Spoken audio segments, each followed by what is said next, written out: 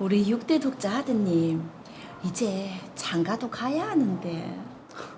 엄마, 내 결혼할 여자친구 있다. 그래? 그럼 어서 결혼해서 손자를 낳아야지. 우리 집은 손이 귀한 거 알지? 그럼 여자친구한테도 다 얘기해놨다. 걱정하지 마라. 그때까지만 해도 저는 앞으로 닥칠 엄청난 시련을 알지 못했습니다.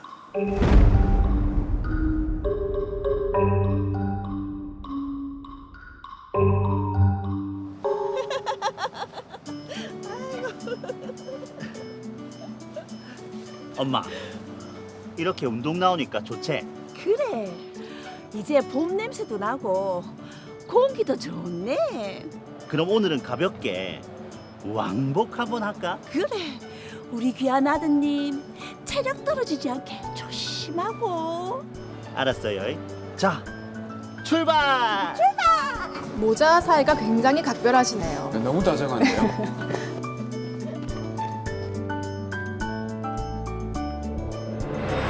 오, 무슨 일이죠?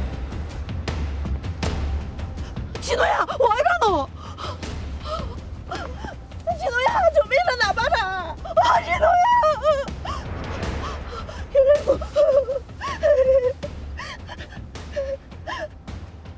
119 좀. 우리 아들이 쓰러졌어요. 많이 좀 와주세요, 네. 진호야, 너 좀 더 봐라, 진호야.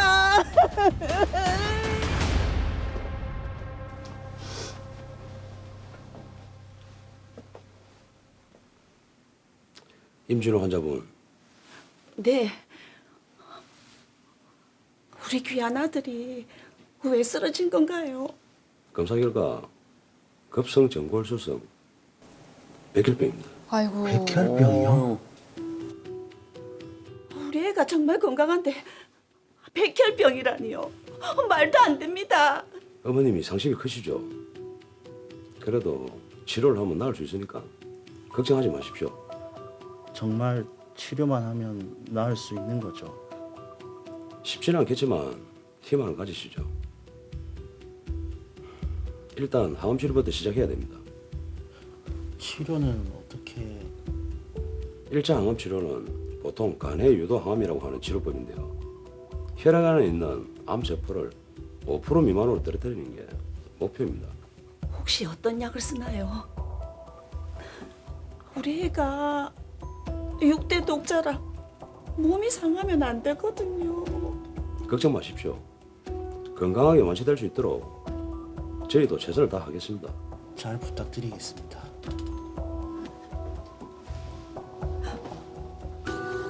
아유, 어머님의 걱정이 크시겠어요.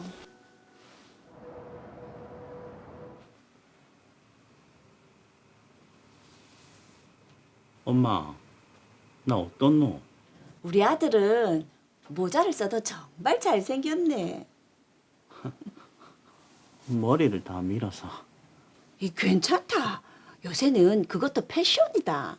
나 아픈 사람 같지 않나? 전혀.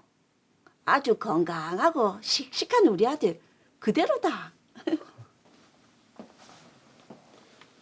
임준호 환자분 3차까지 항암 잘 마치셨고요. 결과도 좋습니다. 정말요? 선생님 감사합니다. 백혈구 수치도 괜찮고 혈색소나 혈산파도 괜찮습니다. 아이고 선생님 감사합니다. 감사합니다. 퇴원하셔도 될 것 같아요. 그런데 완치 판정도 받고 향후를 위해서 골수 이식을 하시는 건 어떨까요? 골수 이식이요? 네, 골수 이식을 하게 되면 장기 생존에 효과도 있고 아무래도 더 좋을 겁니다. 그럼 당연히 해야지요. 선생님 우리 아들 골수 이식 해주세요. 네, 알겠습니다. 그럼 저희가 준비를 해보겠습니다. 골수 이식 전에 비뇨기과 검사 한번 받으시죠. 비뇨기과는 왜? 골수 이식을 하게 되면 불임 가능성이 높거든요. 모두 다 그런 건 아니지만 만약을 위해서 정자를 보관하시길 추천드립니다. 자세한 건 비뇨기과에서 설명해 주실 거예요. 아, 네. 그럼 6대 독자인 저와 엄마는 골수 이식으로 인한 불임 가능성 때문에 정말 많은 고민을 했습니다.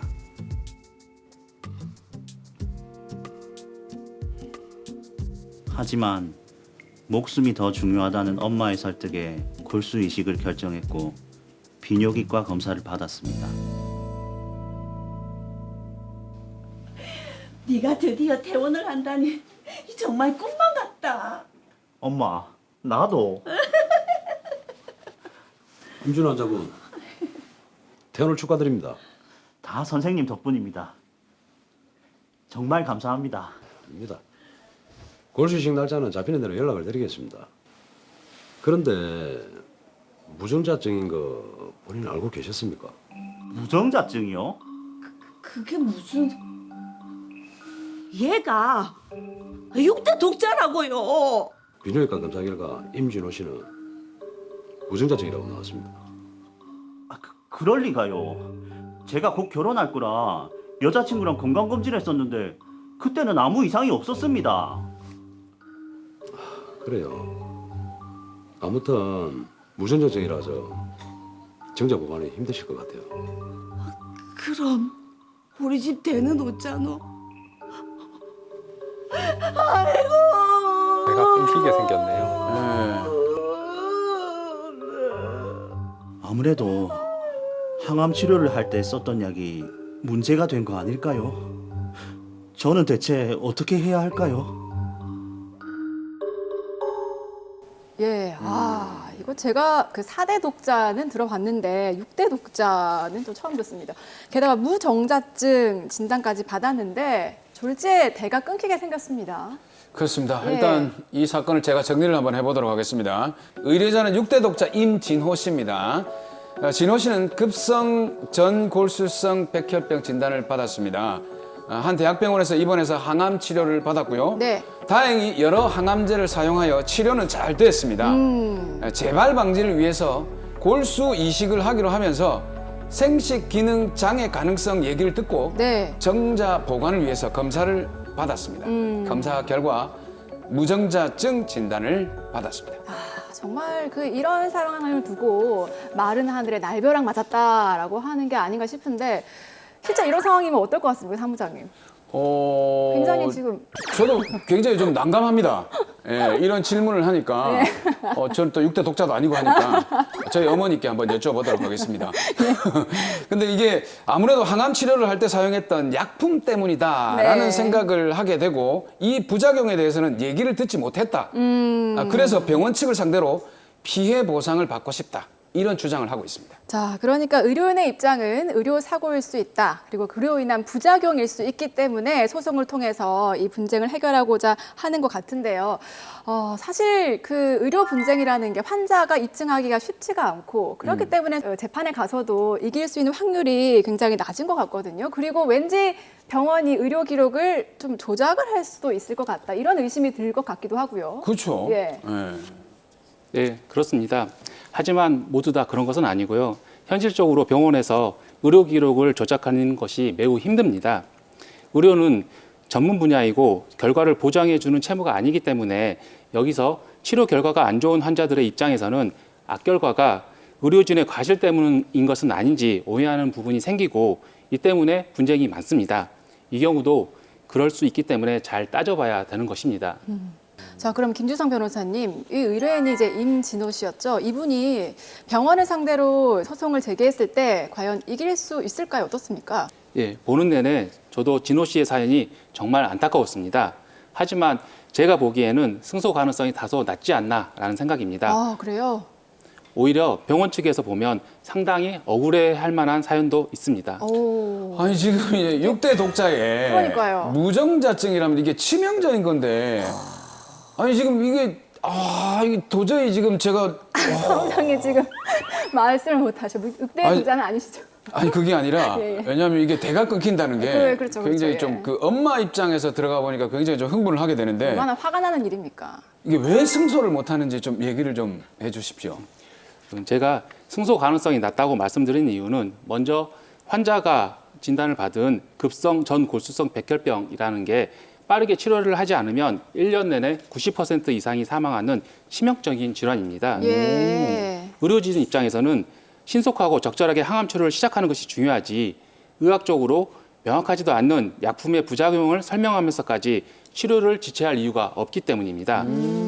좀 더 자세히 말씀드리면 환자 측에서 의료진의 과오로 문제 삼고 있는 것이 네. 1차 관해 유도 시 사용된 약품이 무정자증을 유발시킨다는 것인데 의학적으로는 해당 약품이 무정자증을 유발시킨다는 명확한 증거는 없기 때문입니다. 혹시 예. 어떤 약품을 사용했는지 알 수 있을까요? 네, 그 부분은 좀 제가 조사를 했습니다. 이분의 동의하에 의료 기록을 살펴봤더니 항암 치료를 위해서 이런 약품을 쓰셨더라고요. 라빈, 도스, 트론 이거를 사용했더라고요. 네, 그렇다면 혹시 이 약품을 사용할 때 임진호 씨가 다른 부작용이 있을 수 있다. 이런 설명은 듣지 못한 건가요? 일단 임진호 씨 얘기로는 그 당시에는 듣지 못했다고 얘기를 하고요. 부작용에 대해서 들은 것은 골수 이식을 위해서 검사를 하기 전에 들었고 네. 이때는 정자 보관이 가능하다고 해서 비뇨기과 검사를 받았다고 합니다. 그러니까 이게 사실 사전에 어떠한 뭐 설명을 듣지 못했기 때문에 누가 봐도 임진호 씨가 유리한 정황 아닙니까? 네, 꼭 그렇다고 볼 수는 없습니다. 왜 그렇습니까? 제가 이와 유사한 사건들을 담당했던 적이 있었는데요. 그때 상황과 비교해서 얘기를 좀 설명을 드리겠습니다. 유사 사건의 경우에는 네. 제1심 판결과 항소심 판결이 서로 엇갈렸고 대법원은 항소심을 지지해 주었습니다.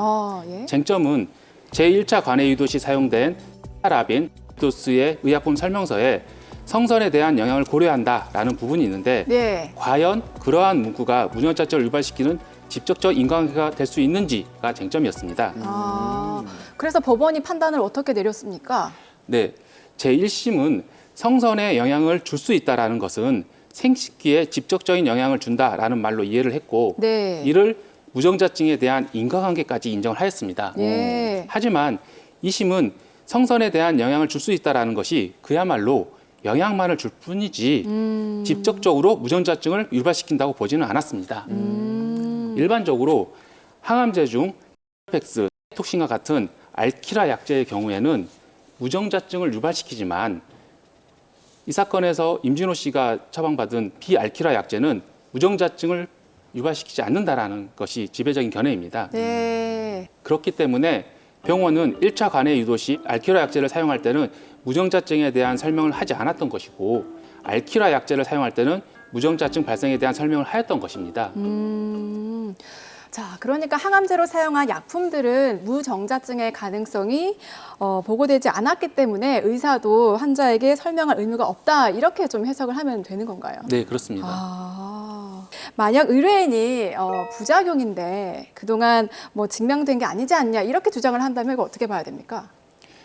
앞서 말씀드린 것처럼 급성 전골수성 백혈병은 치료하지 않으면 1년 내에 90%가 사망하는 치명적인 질환입니다. 네. 의료진이 치명적인 질환의 치료에 앞서 의학적으로 명확하지 않는 부작용을 일일이 설명하면서까지 환자에 대한 정자 복원을 먼저 시도해서 치료 시기를 놓쳤다면 오히려 그러한 치료 시기 지체가 의료 과거가 아닐까 저희는 그렇게 생각을 하고 있습니다. 만일 치료 개시 전에 정자 보관을 의뢰하였다면 환자로서는 정자 보관을 하였을지는 모르겠지만 치료에는 실패해서 사망하였을 가능성도 있습니다. 그렇기 때문에 의학적으로 명확하지도 않는 부작용을 일일이 설명하는 것이 무조건 옳은 것은 아닙니다. 의료 분쟁 같은 경우에는 굉장히 심심찮게 일어나는데 환자 측 입장에서 이걸 대비해서 미리 좀 챙겨야 될 거라든지 분쟁이 딱 일어났을 때 뭐부터 챙기는 게 좋을지 이걸 좀 얘기를 좀 해주시죠. 예. 의료사고가 발생했을 때는 환자 측 입장과 병원 측 입장이 정반대이므로 네. 환자 측 입장에서는 잘 준비를 해야 됩니다. 먼저 환자 측 입장에서는 의료사고가 발생됐다, 그런 의심이 든다라고 한다 그러면 제일 먼저 진료기록부 확보가 우선입니다. 예. 진료기록부는 단순히 의사가 작성한 것뿐만 아니라 간호기록지, 각종의 검사, 그리고 수술기록지, 그리고 영상 자료들을 모두 다 확보를 해서 의료 과오가 있는지 여부에 대한 판단을 해야 되는 거고요. 예. 그리고 진료기록부 확보는 신속하게 해야 됩니다. 변조나 추가 기재의 위험이 있기 때문에 예. 나중에 그 진료 기록부를 확보하는 것은 그 당시의 상황을 정확하게 설명해 주지 못할 수가 있습니다. 그리고 최근에 문제되고 있는 병원 내 CCTV 확보, 예. 수술실에 CCTV가 간혹 설치되어 있는 경우도 있습니다. 그런 CCTV가 설치되어 있는 것을 확인한다 그러면 즉시 확보를 하는 게 가장 중요합니다. 그럼 환자가 병원에 진료 기록부를 달라고 했을 때 병원에서는 줘야 할 의무가 있는 건가요? 바로 줘야 되겠 네, 그렇습니다. 환자는 진료 기록부를 달라고 할 수 있는 권리가 있는 거고 예. 만일에 병원이 이걸 거부한다라고 예. 한다면 형사처벌하도록 돼 있습니다. 아. 그렇기 때문에 진료 기록부는 즉시 달라고 하는 거고 예. 만일에 병원에서 갖은 이유를 대서 거부한다라고 한다 그러면 즉시 수사기관에 수사를 의뢰하는 게 좋습니다. 자, 이게 의료사고는 사실 누군가의 또 생명, 또 인생에 걸린 문제이기 때문에 정말 분쟁을 할 때도 고민을 좀 더 하고 또 고민을 해야 된다는 생각이 드네요. 네, 맞습니다. 의료사고라는 것이 환자나 의사 모두 피해자인 사건입니다. 예. 어느 누가 어느 누구를 상해한 사건이 아닙니다. 환자 입장에서는 치료 결과에 대해서 불만이고 의료진 입장에서는 최선을 다해서 진료를 했는데 결과가 안 좋아서 억울할 것입니다. 그렇기 때문에 의료사고는 서로 악감정을 가지고 다투기보다는 원만히 조정하는 것이 최선이라고 생각을 하고 있습니다. 2019년 5월 달부터 부산에서도 의료분쟁조정중재원이 들어선 것으로 알고 있습니다. 네. 이러한 조정센터를 이용하는 것이 가장 좋은 해결책이 아닐까 싶습니다.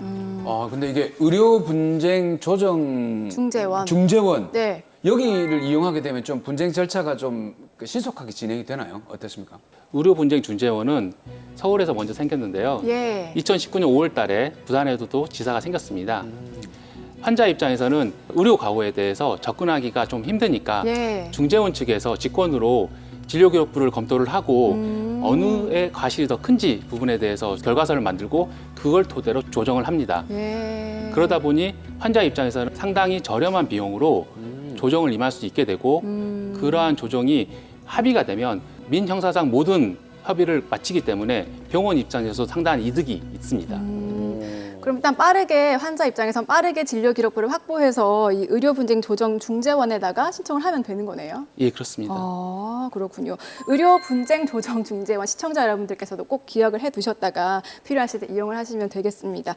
자, 다시 사연으로 돌아가 볼게요. 참 안타까운 사연이었습니다. 건강을 되찾은 대신에 무정자증을 얻은 6대 독자 임진호 씨. 이분께 어떤 해결책을 좀 내려볼 수 있을까요?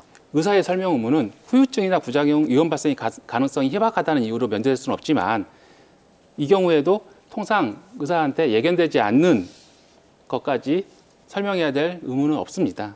이 사건에서는 너무나도 안타깝습니다. 하지만 기본적으로 그 항암 치료를 받을 경우에 미리 자신의 상황에 대해서 병원에 대해서 충분히 상세하게 설명을 하고 네. 문의해 보는 것이 가장 좋을 것 같습니다.